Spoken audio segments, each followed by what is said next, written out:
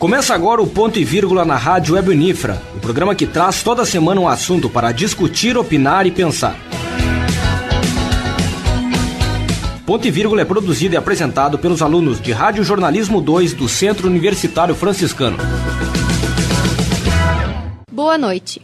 Mais um campeonato gaúcho chega ao fim e mais uma vez a dupla Grenal confirma seu favoritismo contra os times do interior. Vamos confessar, não podia haver outro confronto na final a não ser o clássico maior, não é?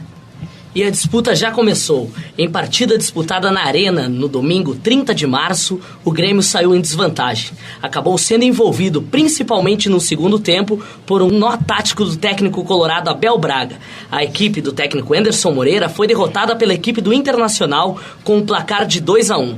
Com o resultado, o tricolor precisa reverter essa situação em pleno Beira-Rio, que vai viver seus primeiros dias pós-inauguração. Situação difícil?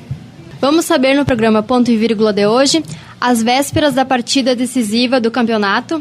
Já podemos dizer que temos o campeão gaúcho de 2014? Para debater as questões que envolvem o clássico Grenal, recebemos no programa Alexandre Macari, professor de História do Futebol no Centro Universitário Franciscano, Dida Nunes, estudioso do esporte santamariense, Fabiano Oliveira, comunicador da Rádio Atlântida Santa Maria, Diogo Viedo, sócio proprietário do site esportesul.com e o árbitro santamariense Anderson Daronco.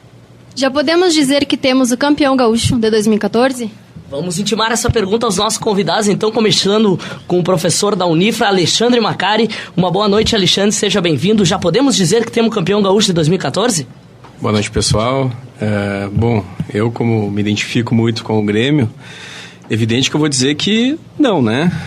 Até porque nós conhecemos bem como funciona o futebol, né? Não é um esporte tão óbvio como basquete ou vôlei, né? Em que geralmente o que tem a melhor equipe vence. Eu penso também que, para começar, eu fiquei meio na dúvida, vocês afirmaram que o jogo vai ser no Beira-Rio. Eu tenho minhas dúvidas também. Eu penso que está sendo feito um grande levantamento aí para evitar que o jogo seja feito lá, porque, afinal de contas, sabemos que se o jogo for no Beira-Rio, né, isso vai afirmar muito mais e vai deixar muito mais claro que não temos um campeão ainda. Talvez se o jogo for fora de Porto Alegre, como os próprios números dizem, né, o Internacional costuma vencer os Grenais fora de Porto Alegre. Então eu penso que esse aspecto, né, em se tratando do clássico, em se tratando desse é o primeiro jogo oficial, quer dizer, se considerarem, né, o Grenal pós-inauguração, o primeiro jogo oficial, não temos ainda um campeão. Mas, né, é evidente que a vantagem do Internacional é muito boa e depende muito como o Grêmio for com o espírito, né? E, bom, vamos conversar um pouco mais sobre isso depois. Dida Nunes, será que podemos dizer que já temos o campeão gaúcho de 2014? Bom, no primeiro momento eu acredito que, se tratando de Grenal, nós não podemos nunca afirmar números, afirmar favoritismos, né, porque todas as estatísticas são derrubadas em cada jogo. Então, o Grenal é uma situação diferente. Eu acho que quem vive há bastante tempo o futebol sabe que é um clássico diferente de todos os demais que tem no Brasil, porque tem um fator anímico muito forte, muito grande, e aí nós começamos já, como falou o professor Alexandre, nós já entramos até por essa seara aí da especulação do local, que é um fator que é importante. Eu até, em tom de brincadeira, eu estava querendo que chovesse bastante no sábado e domingo, porque depois de ter alguns colegas que iam se molhar lá, não ia ser muito bom também, alguns amigos, mas o Beira-Rio ainda está em análise, né? Então passa por uma situação também que vai ser diferencial. Claro que o treinador do Internacional, a torcida do Internacional, os seus jogadores gostariam de jogar na sua casa, mas eu vejo que esse é um dos pontos, até como comentou o professor, de difícil prognóstico, dizer, tem um campeão, não tem como. As condições que o Internacional criou no primeiro jogo são muito boas, são altamente favoráveis, mas tudo isso pode ser revertido porque nós vamos ter que bater na tecla que futebol é um jogo, e esse jogo tem sorte sim, porque eu não acredito que jogo seja resolvido somente na condição técnica, na condição individual. Sim, tem sorte sim, porque se nós buscarmos a carta certa no momento certo, nós vamos ganhar o jogo. né? Se nós conseguirmos fazer o gol na hora certa e tudo muda. Então tem muito lado anímico e eu me arrisco a dizer que não tá ganho. Eu não joguei a toalha ainda não. Fabiano, já podemos dizer que temos o campeão gaúcho de 2014? Boa noite, Camila. Boa noite, Vitor, os debatedores e aos ouvintes também do Ponto e Vírgula. Eu gostaria muito, como colorado que sou, de admitir que sim, nós já temos um campeão e torcendo que esse campeão fosse o Internacional. Todavia, acredito que é um momento muito delicado, concordo com o Macari e com o Dida no que diz respeito ao local do clássico ser determinante para que a gente entenda qual vai ser a equipe que vai estar melhor. Acredito que para o Internacional a melhor situação é não realizar no estádio Beira-Rio, em função de uma série de fatores que envolve uma questão de planejamento do clube, inclusive as questões que envolvem a própria Copa do Mundo. Já tivemos um episódio de colorados na arena, com uma série de depredações no estádio. Enfim, acredito que não seria interessante nesse momento para o Internacional realizar o clássico ali. Além, é claro, de toda a questão que envolve a rivalidade, e o Grêmio entra com uma motivação extra, podendo levantar a taça dentro do estádio do Internacional do seu maior rival. Então acredito que uma forma de prudência e até mesmo de planejamento para o Internacional, a melhor alternativa seja ficar longe da sua casa nesse momento, um jogo que pareça aí sim já ganho em outro estádio que não no Beira-Rio. Essa é a minha opinião no primeiro momento. É claro, gostaria também, por outro lado, de enxergar o Internacional levantando uma taça, caso aconteça, dentro do Beira-Rio, em cima do seu maior rival. Mas acredito também que essa situação vai ser mais difícil de acontecer dentro do Beira-Rio.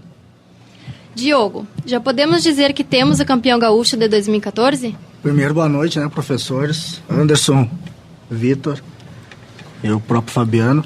Como todo mundo colocou, né, acho que no futebol, como torcedor ou como quem trabalha no meio, é difícil sempre, principalmente se tratando de Grenal, afirmar que um jogo tá ganho, né? Difícil, o Internacional tem uma boa vantagem, mas vamos buscar um resgate breve. 2006, o Grêmio venceu dentro do Beira-Rio. 2011, o Inter de Falcão, em desvantagem, foi decidir dentro do Estádio Olímpico, nessas umas condições semelhantes a essa, o Grêmio vencendo a primeira partida, fora de casa, o Inter conseguiu vencer, levou para a decisão para os pênaltis, faturou o título. Então é difícil afirmar, como o Fabiano falou, né, como colorado, gostaria de poder dizer, né, se talvez fosse mesmo um 3-0, mesmo um placar mais elástico, é preciso muita cautela, porque como os próprios jogadores costumam dizer, né, o Grenal é talvez o clássico mais disputado do mundo. Eles afirmam que do Brasil e talvez do mundo, né? Então, dentro de campo vão ser 11 contra 11 querendo vencer. A vantagem internacional é grande. Em relação ao que o Fabiano colocou, de um Internacional não, na opinião dele, né? Para contrapor a opinião do Fabiano, que o Internacional não deveria jogar no Beira-Rio, eu já penso um pouco diferente. Embora o clube passou por essa reestruturação do estádio, né? Ele ainda está em fase de acabamento, né, Fabiano? Tu que esteve lá por fora, ainda se chover, ainda complica um pouco, né? Os acessos, mas pela responsabilidade, pela grandeza do clube, eu acho que ter medo de perder um título dentro da sua casa, eu acho que o Inter estaria se apequenando. Por precaução, a depredação, que é mútua entre as torcidas de Grêmio Internacional há diversos anos, a gente acompanha desde aquela queima dos banheiros químicos no estádio Beira-Rio, e a partir dali desencadeou uma série de revides de depredações, que esses não são torcedores, né? Esses são vândalos que marginais deveriam ser identificados e até banidos dos estádios. Em função dessas atitudes que a torcida do Internacional, que são sócios, né? Não são aqueles... São sócios da categoria mais nobre do clube, né? Que conseguem ter acesso a um jogo na arena, que foram lá e depredaram 191 cadeiras, que vai custar quanto para o Internacional? Mais de 100 mil reais, né, Fabiano? Isso já está na conta do Inter e provavelmente, caso seja no Beira-Rio, isso também já deve estar no orçamento do Grêmio, né? Infelizmente, nós temos que prever isso, né? Então, só essa atitude justificaria por uma incapacidade de um órgão público, no caso a Brigada Militar, de fornecer segurança a torcedores dentro e fora do estádio. Aí sim eu concordaria do Inter fugir da sua casa. Mas, por temer perder um título dentro do seu estádio, eu acho que os jogadores tem que conviver com essa responsabilidade e pela vantagem, dentro do grupo ali, agora o Inter passa a ter a responsabilidade de vencer. Afinal, o Inter disputa apenas um campeonato, o Grêmio vai chegar na partida pela questão física, né, Daron? Porque é um profissional também de educação física, os jogadores do Grêmio chegam um pouco mais desgastados no domingo, né? Embora o algo a mais nessa hora também conte, mas o Grêmio vai ter uma partida para a Libertadores na quinta-feira, chega teoricamente fisicamente mais desgastado. Então o Inter mais descansado, por essa questão de temer perder um título dentro do estádio, eu discordo, né? Porque uma folha de 9 milhões, não, perdeu alguns atletas que ganham bem, mas está na casa 6, 7 milhões, uma folha de um elenco profissional. Acho que essa responsabilidade de decidir uma partida em casa, acho que está no pacote, está no contrato ali dos atletas, mas dizer que o Inter já ganhou, aí só aquele torcedor mesmo que não tem compromisso com os fatos que vai afirmar isso aí, né? Nós que acompanhamos, sabemos muito bem como é que as coisas funcionam. Não temos como afirmar, né? Mas vamos botar uma pimentinha aqui, né, Fabiana? Só questão de tempo isso aí. Coisa boa. Viu? Vou perguntar para um cara que é acostumado a grandes decisões, que é acostumado a grandes jogos. Anderson Daronco, será que já temos o campeão gaúcho de 2014? Boa noite, Vitor, Camila. É uma satisfação estar conversando com vocês e os demais componentes da mesa. E se meus amigos que aqui se encontram, que têm as suas paixões aqui já querendo aflorar aqui, já dando cutucadas, ficarem em cima do muro, acho que não cabe a mim, né, posicionar. Eu acredito que realmente não tem nada definido, assim como o próprio Diogo frisou no jogo de 2011, e eu trabalhei naquela partida, que o Grêmio havia vencido no Beira-Rio por 3-2, e eu acabei por trabalhar no Estádio Olímpico quando o Internacional acabou virando e conquistando o título nos pênaltis. Então a gente sabe que historicamente os últimos Grenais também não têm tido placares dilatados também, no máximo um gol de diferença. Houveram até algumas brincadeiras no sentido da internet também no que diz respeito aos empates, que os empates já estavam ultrapassando o número de vitórias do Grêmio, e isso devido a um alto número desse resultado nos últimos clássicos. Eu acredito que tem um fator que é bem interessante para o jogo desse domingo, que diz respeito às alternativas do jogo, porque o jogo ele não será como esses últimos Grenais que a gente tem acompanhado, tanto pelas fases iniciais do Campeonato Gaúcho, como os Grenais pelo Campeonato Brasileiro. Esse, por se tratar de um último jogo, acredito que ele tem os mesmos componentes daquele jogo que eu tive a oportunidade de trabalhar, um certo grau de imprevisibilidade maior do que outros colegas também já falaram, no que diz respeito ao Grenal, que tudo pode acontecer. Mas nesse jogo eu acredito que o Grêmio tem uma atitude diferente, afinal ele busca o resultado adverso, então aquela preocupação, aquele medo de perder, talvez ele diminua, né? Porque nos últimos Grenais a gente tem acompanhado que muitas vezes a vontade de ganhar acaba perdendo pelo medo de perder, né? Então isso acaba tornando o jogo meio empacado, meio feio de se assistir, e talvez isso mude, né, por se tratar de um último jogo. E como o próprio Fabiano também citou também a questão do local da partida, acho que isso vai influenciar bastante no que diz respeito, até pelo número de torcedores que estarão no estádio. Eu tive a oportunidade de trabalhar já no Beira-Rio Novo, no primeiro jogo, foi contra o Caxias. Historicamente, então eu vou dizer assim, eu sinto muito para vocês, mas quem apitou a reabertura do Beira-Rio fui eu, então não foi ontem. Aquele jogo não valeu nada, meu jogo valia 3 pontos.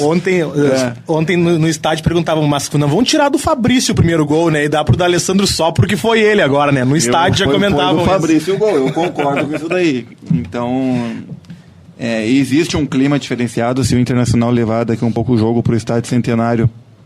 Eu tenho os dois lados da moeda, né? Isso pode vir a facilitar para o Grêmio, mas também tem a possibilidade de o jogo ser no estádio Beira-Rio, também tem, como vocês já citaram, também esse aspecto motivacional da equipe do Grêmio querer erguer uma taça no Beira-Rio. Então, eu só vou frisando novamente, se os 4 amigos aqui ficarem em cima do muro, não vai ser eu como um árbitro de futebol que vou definir um lado, né? Tá aí, então, encerrando a primeira rodada de debates e perguntas, vamos rodar a enquete que a nossa colega Laura Ferrari Bassim fez pelas ruas de Santa Maria com o povo santamariense sabendo sobre o resultado do Grenal. Roda aí. Você acha que o Grêmio consegue reverter o placar? Não, mas estou pensando já no placar. Eu acho que vai ser 2-1 pro Inter. Sayonara, sou bancária aposentada. Consegue sim. 2-0 pro Grêmio. Christian, empresário. Não, o time ele vai perder de 3-0. Marlene, atendente de padaria. Consegue sim, eu acho que consegue, porque ele está muito bem estruturado. Tanto é que agora, ontem ganhou se classificou para a Libertadores, né? Eu acho que ele consegue sim, tem grande chance. 2-1 pro Grêmio. Ricardo Antunes, dólar. Com certeza, pela história do time, né? A gente sabe que ele é conhecido pela sua garra, determinação. Acredito que 1-0 na Arena não vai abalar o time do Grêmio. O Grêmio tem total condições de superar e dar uma goleada aí no Inter no próximo Grenal. Acredito que uns 3-0 pro Grêmio. Fábio Dávila, estudante de jornalismo. Eu acho que ele consegue. Uns 3-1. Doris, Duarte Mota, Serviços Gerais.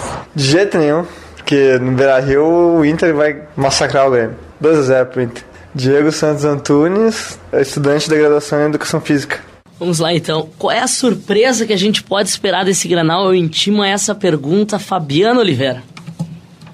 Surpresa para esse Grenal, eu não consigo imaginar tanta surpresa assim, Vitor. Acredito que a maior, na verdade não é surpresa, mas a maior dúvida para esse Grenal ainda é quem vai jogar no lugar do Luan, na equipe tricolor ali.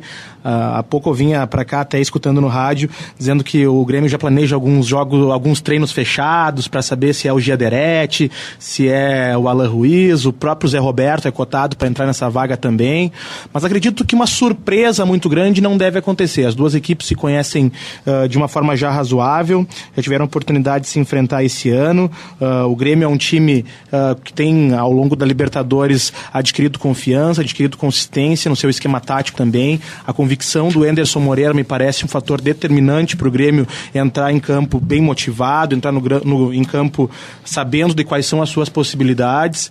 E penso que a surpresa maior nesse momento pode ser justamente um resultado que ninguém imagina. A partir do momento em que ou o Internacional ou o Grêmio, pelos fatores já postos de uma partida que se desenhou a favor do Internacional dentro da arena, possam de repente fazer alguma estratégia muito diferente daquela que nós imaginamos, mas confesso também que não imagino que estratégia poderia ser essa, tendo em vista, como eu comentei agora há pouco, a convicção, principalmente por parte do Anderson Moreira, de uma equipe já firmada, uma equipe que vem dando certo, encaixou na Copa Libertadores da América, que é, sem sombra de dúvidas, o grande termômetro para a equipe do Grêmio nesse início de temporada. E aí, Macari, que surpresas podemos ter para esse Grenal, podemos esperar para esse Grenal? Olha, a surpresa, infelizmente, né, como gremista, assim, é se o D'Alessandro jogou mal, né?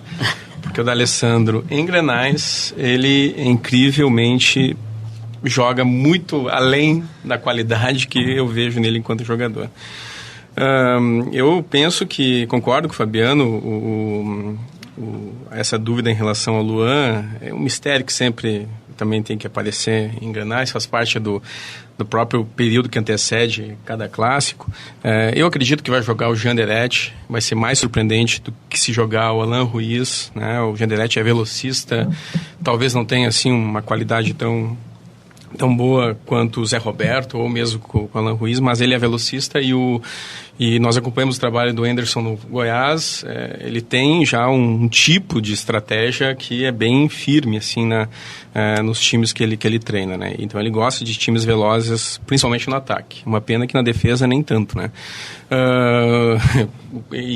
Inclusive coloco isso como um fator determinante da vitória do Internacional no primeiro jogo, né? A incapacidade da velocidade de funcionar no time, na parte de marcação, né? Parecia que faltava, né, interesse por parte daquela partida depois que fizeram 1-0. Eu discordo também, eu acho que o Internacional ele foi dominante a partir do momento que levou o gol, né? E começou muito bem a partida também, tá? Eu acho que não foi o segundo tempo, não foi o Abel Braga, né? Não foi a modificação ali, né? Colocar o Alan Patrick, né? Então, acho que tem esse outro fator. Eu ainda creio também que vai ser feito algum teste no jogo contra o Nacional, na Libertadores, agora quinta-feira, porque o próprio Nacional do Uruguai vai jogar um time reserva, que é muito mais perigoso, né?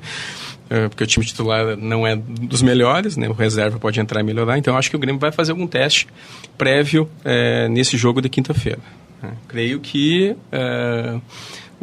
um jogo sendo no Beira-Rio, reafirmo isso, né? As chances do Grêmio aumentam muito, porque não vai ter todo o fator de deslocamento para Caxias, de um planejamento que se o Internacional já deve saber se vai jogar ou não no Beira-Rio. Né? O Internacional já deveria, né, enfim, a partir dos contatos com a Federação Gaúcha, ou quem lá que seja, né, definir de uma vez onde vai ser o clássico. Parece que depois dos 2 gols do Rafael Moura, terminaram de construir o estádio Beira-Rio e vai ser no Beira-Rio. Vai ser no Beira-Rio, Para a informação de hoje à tarde era essa, a princípio. Eu imagino que seja determinante, pode ser estratégico do ponto de vista do Grêmio também, né?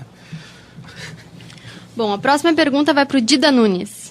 O que o técnico do Grêmio, Anderson Moreira, terá de fazer para reverter essa situação?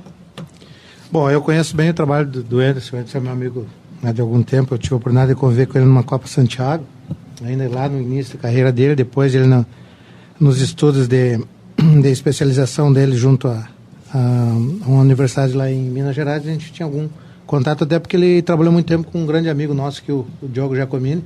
Eles trabalharam muito tempo juntos lá em Minas, então a gente tem um contato. O Anderson é uma pessoa dos mais estudiosos que tem no futebol brasileiro. Ele estuda futebol mesmo. O time do Grêmio é a cara dele, tem convicção, ele tem convicção naquilo que ele faz. Da mesma forma que o Grêmio jogou o Grenal com o mesmo, ele jogou a outra partida pela Libertadores, isso demonstra que é um time treinado. O que aconteceu? Aconteceu que no jogo ele não foi feliz em algumas peças, não renderam os gols que tudo no futebol é detalhe, mas ele não abriu mão da sua convicção. Então eu não acredito, né, que o Anderson não esteja trabalhando o time do Grêmio diferente daquilo que ele vem fazendo. E a gente tem que deixar bem claro, assim, quem mais do lado profissional da coisa. O time do Grêmio não tem um grande plantel, embora muitos digam isso. O time do Grêmio tem carências técnicas, alguns jogadores não têm aquele nível necessário para uma equipe chegar. O Internacional tem muito mais, o plantel do Internacional é muito mais feito essas decisões, então eu não acredito que o Anderson vá mudar daquilo que ele tem feito. Ele tem convicção no trabalho, ele teve uma perda agora, o Luan, e o Luan foi um cara que ele foi uma surpresa quando ele jogou o Grenal, né? E agora não há tempo para isso, o Grêmio não tem como fazer. E nós vamos chegar, como o Fabiano também colocou antes, o Anderson também colocou, o pessoal o Diogo também, que a equipe do Grêmio vai chegar desgastada porque existe uma competição, nós não podemos, né, desconsiderar isso, existe uma competição e essa competição vale muito financeiramente, né, que é uma Libertadores, isso acarreta uma série do lado comercial da bola aí que pesa bastante. Então o Grêmio vai ter algumas dificuldades e quem vai ter mais dificuldades para montar a equipe vai ser o Anderson se ele tiver algum problema de lesão, algum problema de cansaço. Até eu falar um pouquinho do jogo do Grenal anterior, né? Muitas pessoas criticaram ele pela substituição que ele fez com o Dudu, mas ele não tirou o Dudu do jogo porque ele quis tirar. Aquilo ali está mais do que explicado, que ele está com cansaço. É feito, todas essas equipes profissionais, elas fazem uma coleta de lactato após o término de uma partida, sabe que nível esse atleta está para o outro jogo, e eu acredito que ele não tenha querido abrir mão daquela formatação que ele tem da equipe, daquilo que ele pensa de jogo, para um jogo decisivo que ele teria na Libertadores, então ele optou por aquele momento em tirar ele do jogo, né? E claro que aí foi um problema, porque no momento que tu tira um jogador de qualidade e tu não tem a mesma qualidade na reposição, vai ter problema. Então acho que o maior problema que o Anderson vai enfrentar vai ser olhar para o banco e ver muito pouca condição de ajuda a ele. Mas pelo que ele treina, pelo que ele trabalha, o time dele é um time muito bem treinado, muito bem trabalhado. E aí, claro, se tu conseguir anular aquelas individualidades que o Internacional tem, que são decisivos em alguns momentos, eu acho que vai ser o maior trabalho do Anderson. Eu acredito que vai ser ele superar o jogo da quinta-feira pela Libertadores, esse descanso, né, o pijama-cama que tu tem que do pijama treino que tu tem que dar pro teu atleta na sexta e no sábado, já pensando no jogo, porque a cabeça do Grêmio ainda não, com certeza não vai estar no Grenal. né? Vai pensar um pouquinho, mas ainda tem, sempre que 3 pontos pela Libertadores vai valer muito num avançar para decisões de outros jogos. E o Anderson, eu acho que ele vai sair bem até por tudo aquilo que eu disse. Ele está estudando futebol e o time do Grêmio não é, como nós tínhamos em outras épocas, um bando de loucos correndo dentro do campo, né? É um time que tem alguns loucos correndo, mas sabendo onde tem que correr. Então eu acredito, por isso que eu acredito no trabalho do Anderson, né? Eu acho que ele não foi por acaso que ele fez isso na base internacional, não foi por acaso que ele fez no Atlético Paranaense, não foi por acaso que ele fez depois no próprio Fluminense, no próprio Goiás. Nada é o acaso, é trabalho. E ele deve estar pensando, mas eu não queria estar na pele dele agora porque tem mais da metade do Rio Grande do Sul cobrando isso dele. Gente, podem ficar à vontade às vezes para algumas interpelações ou interferências, fiquem à vontade. Eu até vou chamar de volta para o debate o Anderson Daronco, que até por se tratar de um clássico, os ânimos já, por si só, eles já são mais acirrados, o clima já é outro, a semana dentro do clube, dentro do vestiário, dentro da diretoria, entre os dirigentes, já é outra. Como é que um árbitro faz para trabalhar a sua base para um grande jogo? Como é que funciona? O controle do jogo, naqueles 90 minutos ali, ele passa por 3 aspectos muito importantes. O primeiro é o conhecimento tático das equipes, e tu tendo esse conhecimento tático te permite chegar num segundo estágio, que seria a antecipação de jogadas, de movimentos, e o terceiro, um bom posicionamento em campo. Mas o que seria esse conhecimento tático? Eu tenho que saber, e pelo fato de, como é um jogo aqui, já conhecer bastante tanto o Grêmio quanto o Internacional, saber como as duas equipes se comportam em campo, né? Saber as tendências dos seus treinadores. Eu faço uma análise assim, por exemplo, do Internacional. Boa parte das jogadas elas são centralizadas no D'Alessandro, então a gente sabe que o próprio D'Alessandro, por mais que ele tenha inúmeros recursos técnicos de drible, o seu grande diferencial nos jogos são o passe preciso, alguns lançamentos, deixar alguns colegas pifados. Então o árbitro, tendo o conhecimento disso, eu tenho que ter um posicionamento determinado em campo já e antecipar jogadas. Eu tenho que saber que se a bola cair nos pés dele, alguma coisa boa, entre aspas, né, vai sair. Ele não é um jogador que, por mais, como eu disse, habilidoso, ele não é um jogador que carregue muita bola. Então já tem que antecipar uma jogada futura, porque hoje em dia não basta mais ao árbitro aconteceu uma situação, tu vai lá e pune, ou faz, ou toma uma medida restritiva. Não é assim. Isso, o árbitro ele seria um apitador, e não é mais este o conceito. O árbitro ele tem que ter o controle do jogo, ele tem o controle do jogo com medidas preventivas, com presença física na jogada. Isso iria inibir muitas atitudes dos jogadores. A própria equipe do Grêmio, a gente sabe que já não tem um jogador com essas mesmas características do D'Alessandro.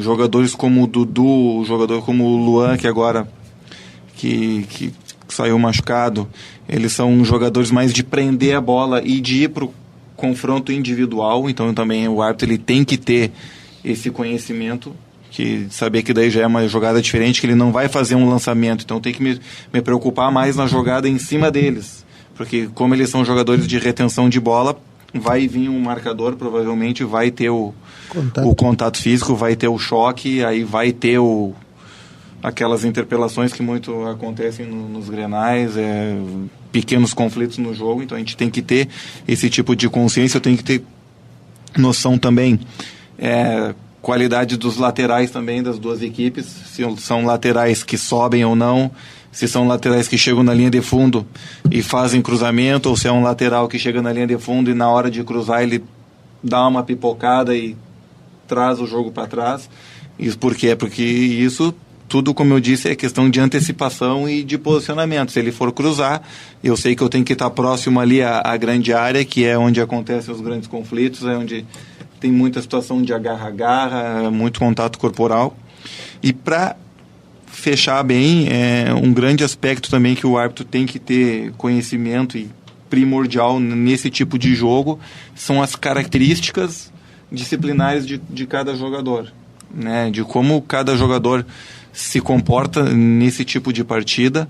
É claro que o histórico dele não necessariamente não traduza como vai ser o comportamento dele na partida, mas com certeza eu tenho que colocar isso no meu planejamento de trabalho, saber como cada um se comporta, porque perto desses jogadores que seriam situar assim, jogador problema seria meio pesado, né? Mas perto desses focos de possíveis mini conflitos que possam acontecer no jogo são os momentos em que o árbitro vai ter que interferir e mostrar que realmente ali tem um árbitro e tem um senhor daquele jogo, que não tem simplesmente um apitador em que as condições, que as situações na partida vão acontecendo e vou chegar lá, ou eu dou uma falta, eu dou um cartão amarelo, eu dou um cartão vermelho. Isso não é arbitragem. Então tem que saber prevenir todas essas situações.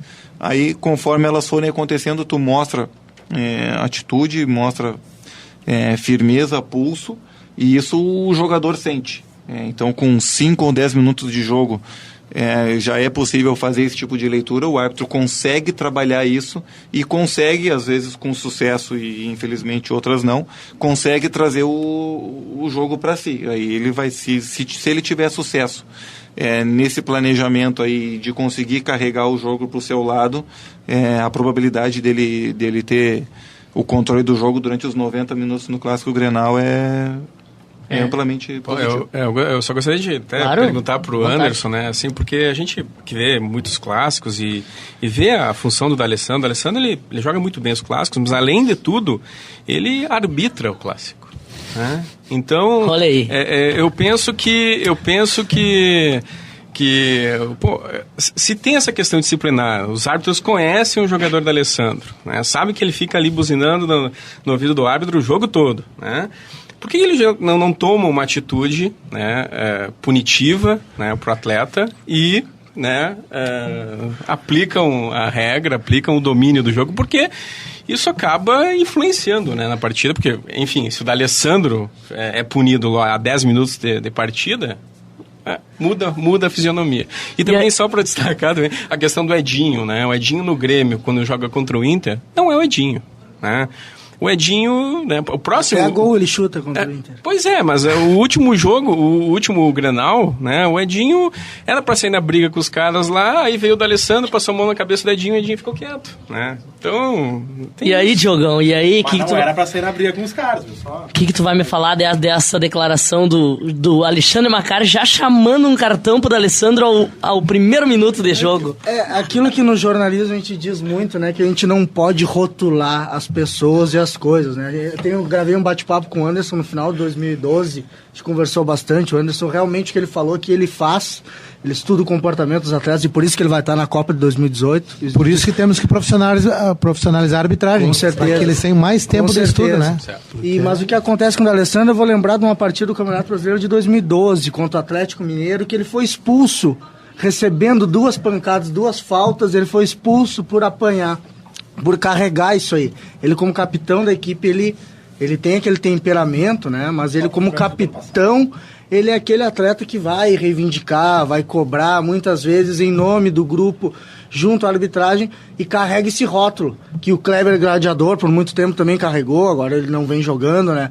Mas é injusto, né? Querer já expulsar essa partida é emblemática, contra o Atlético Mineiro, lá no Estádio de Independência, o Internacional acabou perdendo, foi prejudicado, logo nos primeiros minutos ele levou uma pancada por trás do Pierre, se não me engano, e o juiz deu falta contra o Internacional, e ele reclamou, assintosamente, é verdade, recebeu um cartão amarelo, logo em seguida ele foi projetar uma jogada em cima de um novo adversário, não lembro quem foi, e ele sofreu a falta, o juiz deu simulação e acabou expulsando. Então, esse rótulo o Daronco procura estudar para se antecipar, mas também já não dá para começar um jogo já querendo amarelar um cara, porque...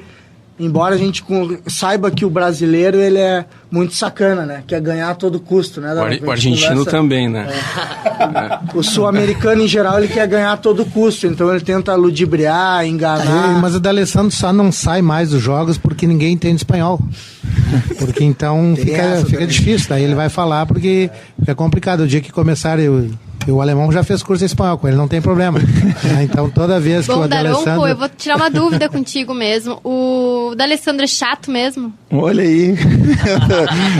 Primeiro o Daronco se escapou, agora não deu. Eu tava pensando que eu ia me escapar dessa. Que coisa, hein? Essa pergunta é tua ou é de outra pessoa? Veio da produção essa. Essa pergunta veio da produção, veio da produção. É muito complicado, assim, ó. Eu posso dizer que eu em 2009... O Daronco já expulsou o D'Alessandro. Em 2009 eu expulsei o D'Alessandro e o Alex junto. No mesmo jogo. E o Tite, que loucura, né? É isso aí, mas tem que ser assim. Mas isso aconteceu por quê? Porque naquele momento eu não estava preparado para lidar com eles, né? Então existe essa questão, existia uma diferença muito grande entre eles e o meu nível de arbitragem na época, e existe um conflito muito grande nessa situação. De lá para cá eu já tive a oportunidade de trabalhar em outros jogos do D'Alessandro. Ele realmente é um jogador diferenciado dos demais, ele possui uma qualidade técnica acima do normal. Enxerga o jogo. Mas ele não é um jogador do tipo que assim, ó, que ele apanha e... Não, ele tem, mas ele não é daquele tipo assim que não... Ele sabe levar também no jogo, entendeu? Mas tem certas situações que ele não suporta, mas eu discordo às vezes que ele apite o jogo. Isso vai depender de lá para cá. Eu tive a oportunidade de trabalhar em 3 ou 4 jogos do D'Alessandro. Eu posso falar por mim, não pelos meus colegas. E ele, com certeza, ele faz parte de um planejamento de trabalho, como a gente vai saber lidar com essa situação e de reclamação. E o árbitro, ele tem que sempre procurar colocar limites. O que a gente não pode fazer é sempre protelar a nossa decisão para daqui a pouco, né? Então isso, o árbitro que ele vai fazendo isso, ele acaba dando margem para pequenos incidentes na partida que chega um ponto ele não tem mais controle do jogo. Então o certo seria nas primeiras incorreções o árbitro tomar uma atitude nesse sentido. E eu vou negar a resposta para a pergunta, né? Eu vou dizer que ele não é um jogador chato. Ele tem que ter o nosso respeito, apesar de em seguidos momentos entrar em atrito com a arbitragem, mas por tudo aquilo que ele representa.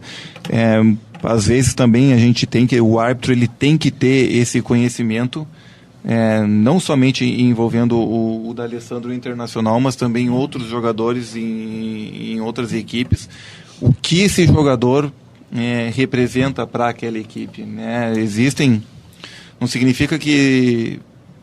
Vou me enrolar agora aqui, vou começar a contar, vou dar dica pro inimigo, não vai dar certo, né? Mas existem... como é que eu posso dizer assim... Ainda dá pra parada, né? Ainda dá, hein? É o famoso, tu vê que vai cair, te atira. Eu acho que eu vou me atirar. Não, mas existe assim uma... Como é que eu posso... Tá me fugindo a palavra agora, mas... existe essa noção da grandeza do jogador e do que ele representa para a equipe. Então, certas atitudes, muitas vezes, elas são diferenciadas de jogador para jogador. E principalmente agora num clássico decisivo. A gente sabe que às vezes tem situações num primeiro jogo de uma partida final que daqui a um pouco acontece ali um empurra-empurra ou alguma outra situação. E o árbitro tende a ter um comportamento um pouquinho mais querido, né, em relação aos atletas, até para não deixar ninguém de fora de uma partida decisiva. Então são coisas dessa natureza que, para vocês verem como apitar o jogo não é simplesmente pegar um apito, um cartão amarelo e um cartão vermelho e bota o louco lá no meio de campo. Então ele tem que ter conhecimento de todo o contexto em que o árbitro e o contexto que ele está inserido e do que aquilo ali representa para as duas equipes e saber também que tem uma mídia por trás e que a paulada vem forte. Eu me lembro quando eu expulsei o D'Alessandro, foi uma semana que era só Os caras com tacape nas minhas costas cresceram 5 metros. E quando julgou o Mano Menezes também foi mas ali já era uma situação diferente em que eu já estava preparado para aquele momento ali. Então é também uma questão de evolução na carreira. Mas então o árbitro ele tem que ter conhecimento disso aí, com sim. certeza. E do que representa também uma expulsão de um jogador assim. A torcida, se for... Por o que representa daqui um pouco no âmbito de torcida, o que representa... a questão da imprensa, o que isso aí vai gerar todo aquele debate a semana inteira, o que representa para o campeonato e o que representa para o jogo que ele apitou. Então é muito complicado. Então, como eu disse anteriormente, é melhor nós tomarmos atitudes preventivas do que punitivas depois. E Macari Dida, será que se o Grêmio perder o clássico Grenal e perder por goleada ou por algum placar elástico que acaba sendo um resultado até então normal, entre aspas, porque o Inter ganhou na Arena o jogo e vai como favorito para esse jogo, revertendo ao que tinha acontecido na semana retrasada, que foi o Grêmio, entrava como favorito. Será que se o Grêmio perder, complica na Libertadores ou não entra na Libertadores esse clássico Grenal? Eu acredito que não, até porque eu não consigo entender assim, ainda no contexto do futebol, que as equipes, os treinadores, os dirigentes, eles querem deixar de lado, eles não aceitam o rótulo de favorito. Parece como aquilo fosse uma coisa que vai ser um grande problema para uma partida. Se a minha equipe está melhor que a outra, ela é favorita, só que eu tenho que mostrar isso lá dentro do campo e aí com todas as nuances de uma partida. E eu não vejo assim, nenhuma condição de que, pela empolgação que está a equipe do Grêmio, pela convicção do trabalho que tem, pelas coisas que estão sendo planejadas a médio e longo prazo, eu não vejo assim que o Campeonato Gaúcho, porque aquela história do discurso, que às vezes a gente tem um discurso e a prática é outra. O discurso é esse. O Campeonato Gaúcho ele chegou num estágio tal em que ele está sendo utilizado como laboratório para várias situações dentro das grandes equipes aqui, né? E já foi diminuído. Hoje a gente vê uma busca midiática muito forte, aí de uma valorização muito mais pelo aspecto comercial do que propriamente pelo que o campeonato represente, né? Então um grupo aí comprou o campeonato e tem que dizer que é o melhor, que é isso, que é charmoso, que fazer essas coisas. Mas eu não acredito que isso vá ter algum problema lá dentro da equipe do Grêmio, porque eles já colocaram, se formos buscar lá do aspecto comercial, nós precisamos mesmo que o Grêmio, falando como gremista, que o Grêmio avance na Libertadores, né? Isso para o clube representa um aporte financeiro bastante grande, e então eu não sei se vai chegar a influenciar. O que seria o oposto se o Grêmio não tivesse conseguido a classificação já nesse jogo de lá. Eu acho que aí nós teríamos uma dificuldade maior no jogo quanto nacional, e aí ainda não tendo mais chance de classificação, aí eu acho que traria uma nova condição, porque nós sabemos assim, o que vai realmente marcar a campanha do Grêmio na Libertadores vai ser o que ele vai conseguir, né? E o que vai, é verdade, a gente sabe aí, até o Daronco ajuda aqui, né, uma redução das equipes. Não, mas faz parte. O alemão tem há muito tempo, ele, além de ser um árbitro, ele é um profissional da área e da educação física que entende disso aqui. E eu também posso falar um pouquinho de arbitragem, porque eu também fui árbitro. Sim.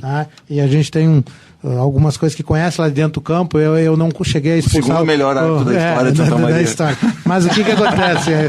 Aí vai perguntar quem é o primeiro, nós vamos dizer todos os outros são empatados. Vamos saber quem é o primeiro. Todos os outros são empatados em primeiro. Eu sou o segundo, na verdade sou o último. Mas então eu não vejo que vai ter maiores problemas assim, em relação à perda do Campeonato Gaúcho.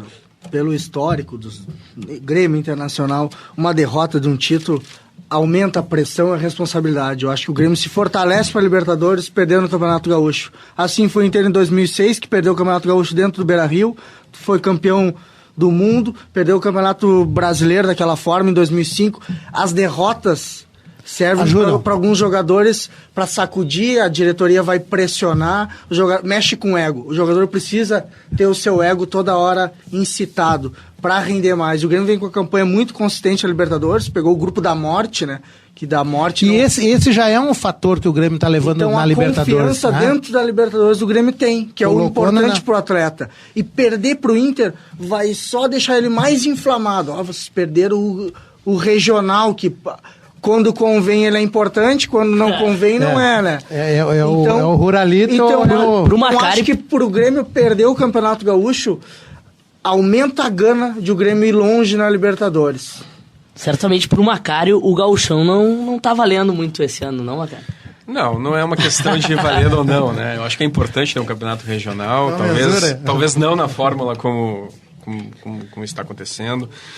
Eu acho que o Grêmio Internacional, eles têm objetivos que são objetivos maiores, mais grandiosos do que conquistar apenas o campeonato regional.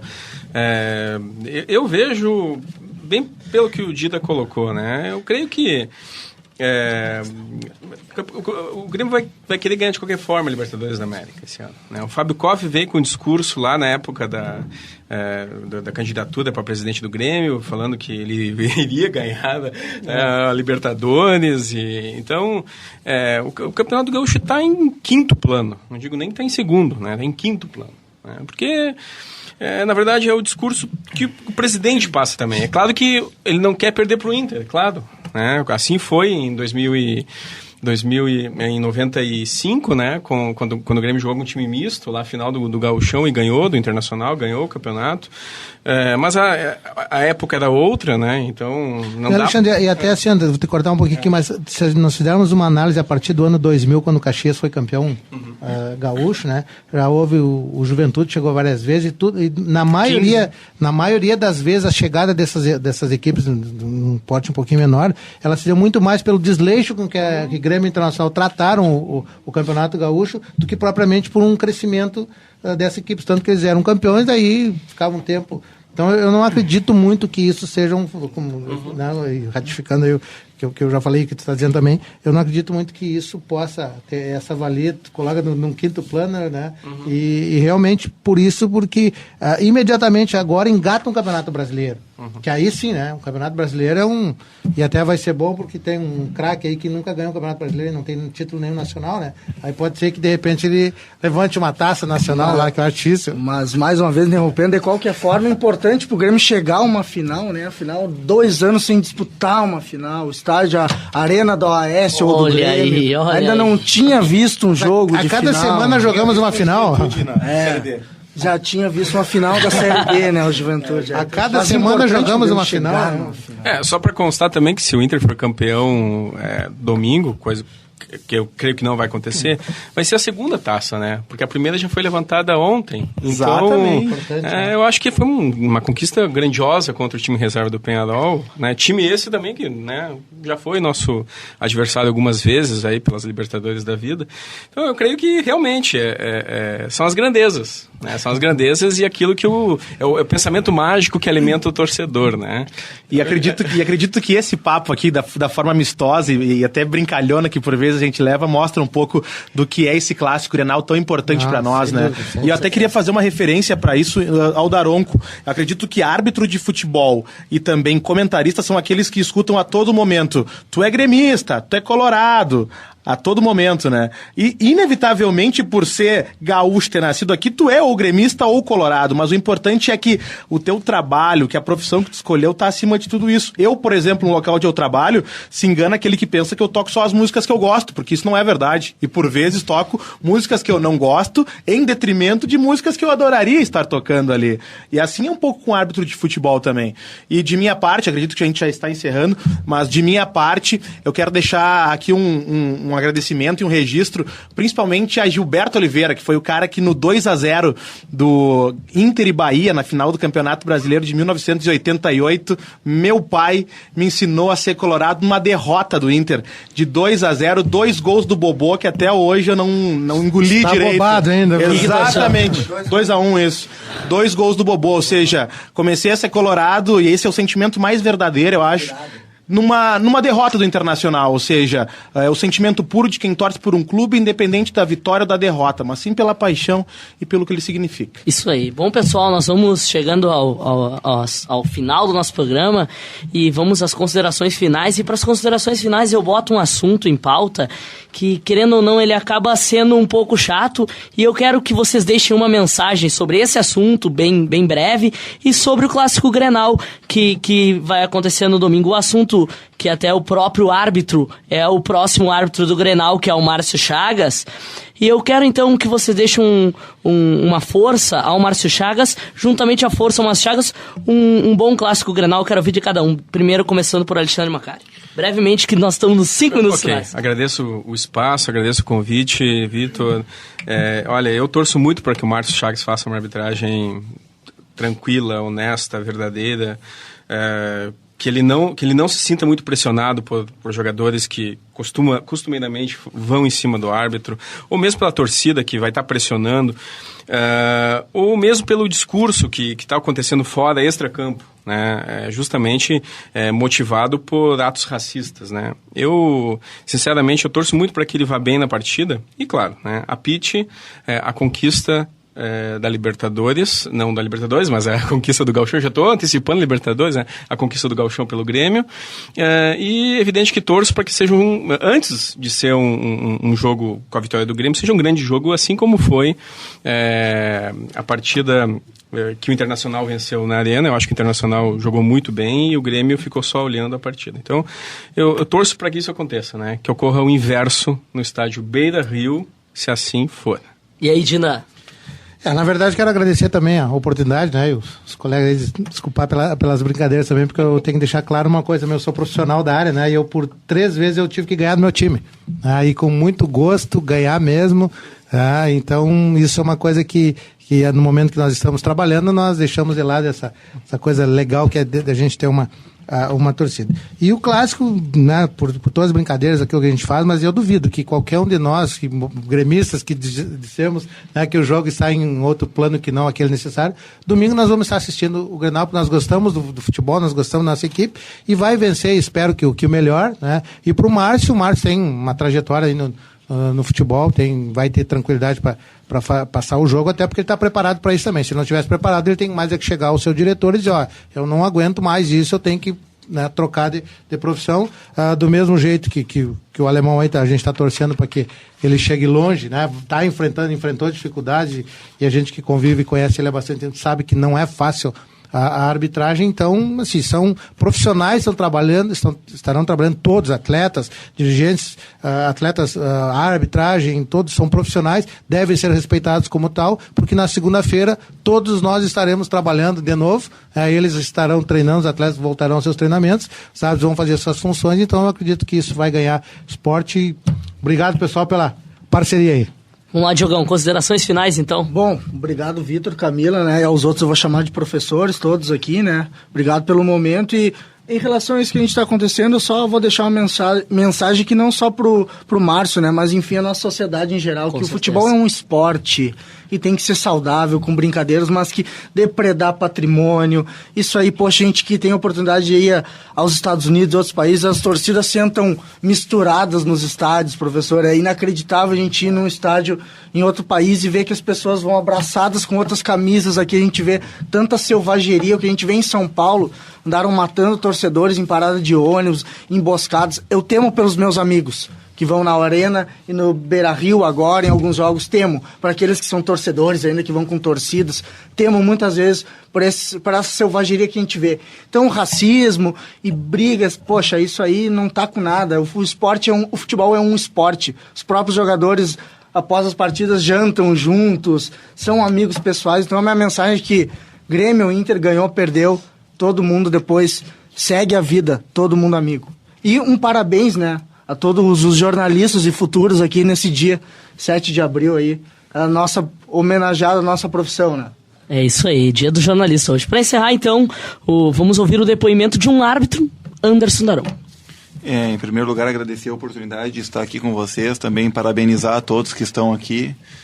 E sobre a questão do racismo ali que envolveu, serviu para uma coisa que até certo ponto a gente não podia imaginar, que foi unir a categoria da arbitragem, que em um jogo, todos nós, eu tive a oportunidade de fazer parte daquela rodada em que nós cruzamos os braços. Isso até algum pouco tempo atrás, isso talvez fosse temerário, algum pouco medo de represálias no que poderia acontecer. Então os árbitros, em atitude de discordância com a situação que estava acontecendo, não somente ao ato em si, mas também em relação à pena imposta, os árbitros tiveram a oportunidade de demonstrar o seu descontentamento. Eu tenho certeza que o Márcio vai fazer um excelente trabalho, ele tem preparação para tal, não é à toa que está no jogo. E também fazer aquela última análise em relação a do Fabiano. Sim, as pessoas dizem que eu sou dessa cor ou da outra, e elas não têm consciência como isso daí incomoda o cara. Muitos já disseram, alguns dizem até que eu tenho uma tatuagem. Aí eu digo assim, eu digo pra pessoa assim, eu não sei quem que é mais bobo, se é quem conta ou se é quem acredita, né? Aí, mas infelizmente são situações que eu tenho que lidar. Novamente, agradecer a oportunidade e sempre me colocar à disposição de todos. É isso aí, então, esse foi o programa Ponto e Vírgula de hoje. Eu agradeço aos convidados que recebemos aqui, Dida Nunes, Alexandre Macari, Diogo Viedo, Fabiano Oliveira e Anderson Daronco. Eu sou Vitor Pias, esteve comigo mediando o debate, Camila Porciúncula, na produção Laura Ferrari e na orientação a professora Áurea Evelise Fonseca, na técnica Clenilson Oliveira. Rádio Web Unifra, muito obrigado e uma boa noite a todos.